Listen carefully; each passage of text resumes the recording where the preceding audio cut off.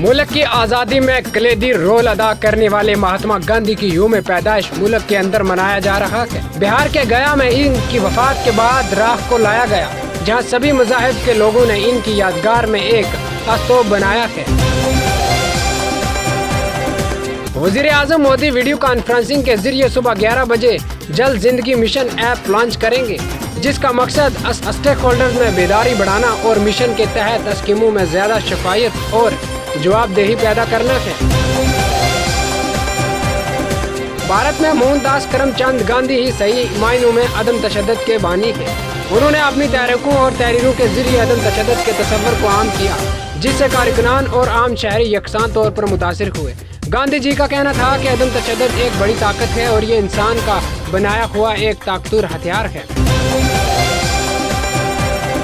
अमारत शरिया में अमीर शरीयत के इंतखाब से मुतल्लक जारी तनाज़ा अब खत्म हो गया है। नायब अमीर शरीयत मौलाना शमशाद रहमानी कासमी ने कहा कि आज मजलिस शोरा का इजलास तलब करके तमाम अख्तलाफात को दूर कर दिया गया है।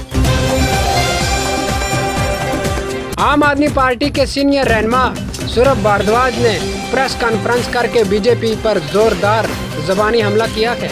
भारद्वाज ने इल्ज़ाम लगाया कि बीजेपी को काउंसलर 50% से ज्यादा मामर अफराद की पेंशन को हजम कर गए। मुल्क के सदर रामनाथ कोविंद को इनके सालगिरह के मौके पर आज नायब सदर एम वेंकैया नायडू, वजीर आजम नरेंद्र मोदी, मरकजी वजीर दाखिला अमित शाह और भारतीय जनता पार्टी बीजेपी के सदर JP नड्डा ने मुबारकबाद दी है। दिल्ली के समाजी फलाह व बहबूदी के वजीर के मुताबिक दिल्ली हुकूमत भारत की किसी भी दीगर रियासत के मुकाबले में बुजुर्ग शहरियों को सबसे ज्यादा पेंशन देती है।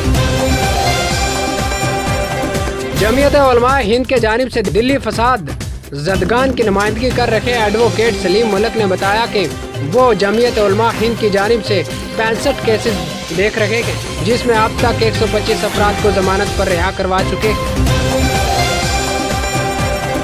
तवील इंतजार के बाद दिल्ली हुकूमत ने जामिया रोड से अकीदतमंदों के लिए मजहबी मकामात को दोबारा खोल दिया है, लेकिन साथ ही हुकूमत ने हदायत दी है कि मजहबी मकामात पर कोरोना हदायत पर सख्त से अमल किया जाएगा।